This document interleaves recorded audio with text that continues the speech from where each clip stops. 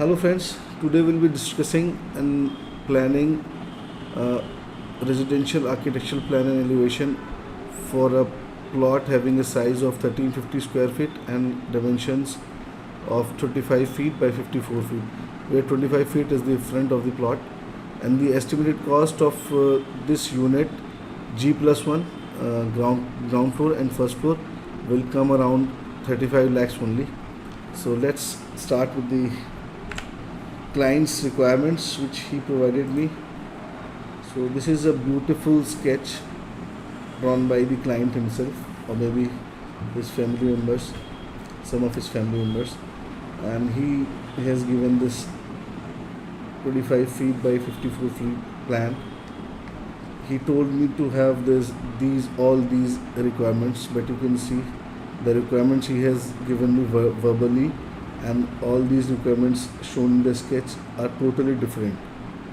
वो कुछ बताया नहीं है इधर के बेडरूम्स 2 बेडरूम्स होने हैं तो क्या साइज़ रहेगा, सर्विस एरिया में किचन रहेगा तो क्या ओपन कैसे होगा, लॉबी कितना साइज़ का रहेगा, ड्राइंग रूम, और ये अपना parking area, and this is staircase. तो ये उनका इनिशियल आइडिया था, ये रिक्वायरमेंट्स थी. He wanted a public area or maybe a drawing room, a car parking, an open kitchen, 2 toilets with bedrooms separate yet attached, 1 common toilet, a big lobby with provision for dining area, and in the end all these spaces should be well ventilated. So this was his verbal description of what he wanted, and this is the sketch he provided me. Starting में ऐसे ही sketches मिलते हैं हमें जिसमें कुछ नहीं होता है और सब कुछ होता है. अब उसका ड्रीम हाउस है तो कुछ ना कुछ तो करना पड़ेगा. तो अब देखते हैं कैसे हमने इसको किया है डेवलप, मैं आपको बताता हूँ. तो ये हमारा प्लान है जो हम अभी डिस्कस करने वाले हैं. ये एंट्रेंस है, यहाँ से हमारा ड्राइंग रूम का अलग से एक सेपरेट एंट्रेंस है. यहाँ पार्किंग रहेगा स्टेयरकेस के नीचे. ये एंट्रेंस टू द लॉबी, यहाँ हमारा लॉबी है, sitting area, this dining table, open kitchen, a toilet, wash basin, 2 bedrooms, then a shaft in the back, and 2 toilets which has entries from the shaft itself. So ये भी हम discuss करेंगे कहाँ से evolve हुआ, कैसे start हुआ सारा. और ये इसका फ्रंट एलिवेशन रहेगा. ये उसको 2-3 ऑप्शंस हमने क्लाइंट को दिए जो अभी फाइनलाइज करने वाला है कौन सा करेंगे. ये 2 एलिवेशंस हैं, एक और है मैं भी आपको दिखाऊंगा. पहले हम प्लान डिस्कस करते हैं.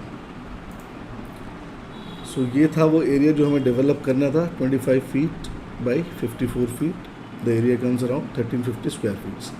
This is the road here.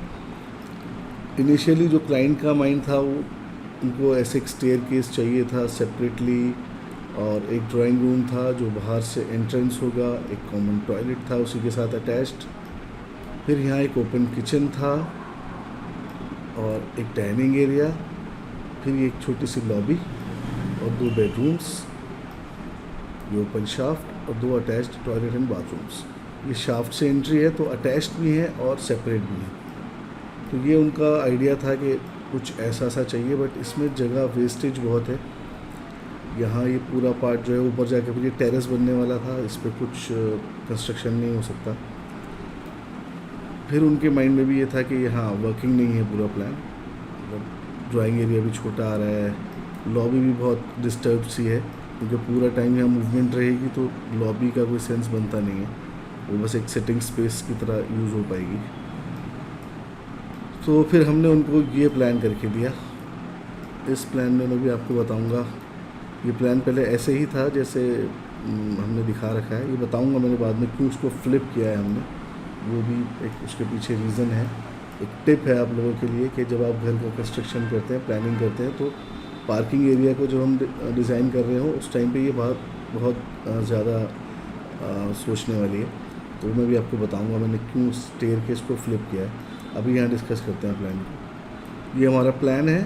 ये रोड है, यहाँ से एंट्रेंस रहेगा, एक बड़ा गेट लगेगा यहाँ, और ये स्टेयरकेस है जो यहाँ से अप हो रहा है. तो हम इसके नीचे एम्पल स्पेस है जहाँ हम अपनी कार पार्क कर सकते हैं. फिर एक ये ड्राइंग रूम है, इसके लिए सेपरेट एंट्रेंस है रोड से, तो यहाँ से हम एंटर हो जाएंगे ड्राइंग रूम में। जो भी बाहर के लोग हैं वहाँ आएंगे, बैठेंगे, और यहाँ से वापस हम अपने लिविंग रूम में, जो हमारा प्राइवेट एरिया है, वहाँ हम यहाँ से जा सकते हैं। यहाँ से दूसरा डोर है और ये बाहर निकल जाएंगे। ऐसे ये एक कॉमन टॉयलेट है जो ड्राइंग रूम के साथ साथ अटैच्ड है, बट अगर आप देखेंगे तो ये लिविंग एरिया से भी अटैच्ड है, वो भी हम अंदर चल के दिखाता हूँ मैं आपको। तो ये ड्राइंग रूम से हम आ गए। अगर हमें अंदर आना है तो फिर हम इधर लिविंग एरिया में आ जाएंगे। लिविंग एरिया में आएंगे तो यहाँ हमारा सिटिंग एरिया पूरा बन जाएगा, इधर डाइनिंग एरिया हो जाएगा, ये एक ओपन किचन आ जाएगा। ये एक शाफ्ट है और इसके शाफ्ट के नीचे से ही हमने ये टॉयलेट का एंट्रेंस लिविंग एरिया वालों को दिया है। जो लोग भी यहाँ होंगे वो इसको यूज़ कर सकते हैं इजीली। तो इसका मेन मकसद भी यही है कि जो कॉमन टॉयलेट है वो गेस्ट्स भी यूज़ कर सकें, और जो कोई घर में लिविंग रूम में जो लोग हैं, लिविंग एरिया में जो लोग हैं, वो उसको ईज़िली एक्सेस कर सकें। और यहाँ हमने एक वॉश बेसिन दिया है, ये काफ़ी एम्पल साइज़ है,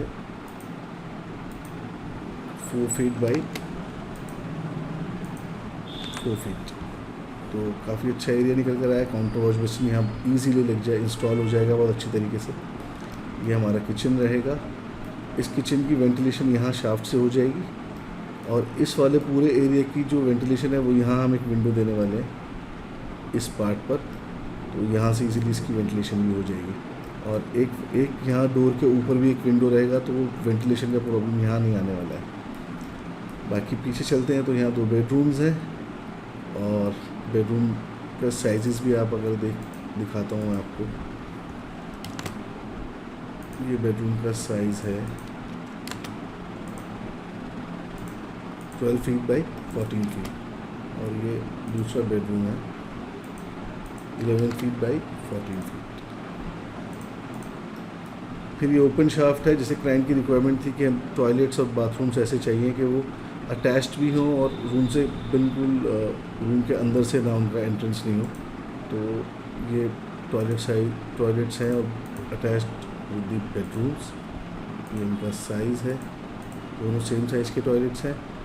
और ये ओपन शाफ्ट है जहाँ से इन दोनों बेडरूम्स को और इन टॉयलेट बाथरूम्स को वेंटिलेशन मिल जाएगा।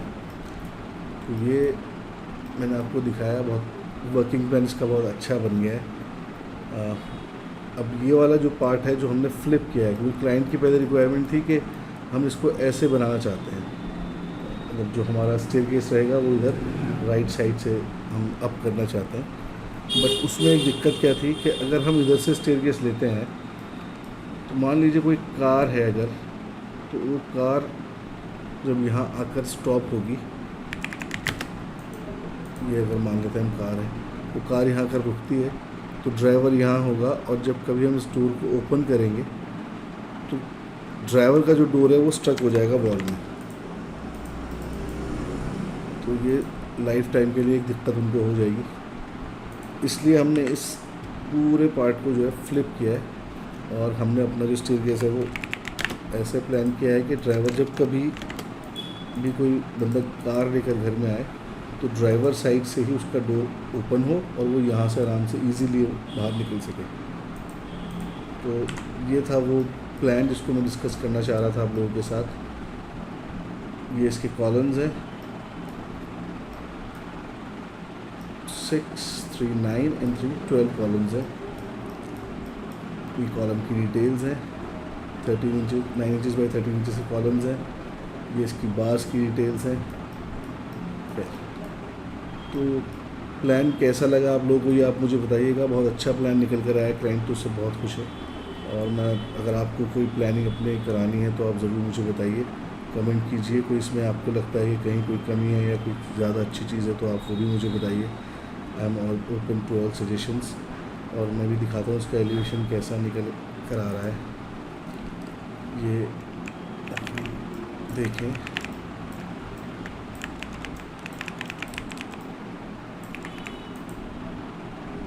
ये है इधर का एलिवेशन,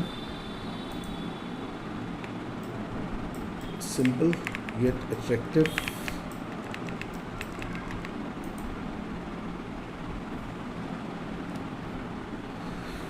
तो thanks for watching this video. I hope आप लोगों को ये वीडियो पसंद आया होगा। तो अगर आप लोगों को मेरे चैनल पर और ज़्यादा इन्फॉर्मेशन किसी भी टाइप की आर्किटेक्चर से रिलेटेड चाहिए तो आप मुझे कमेंट में बताइए।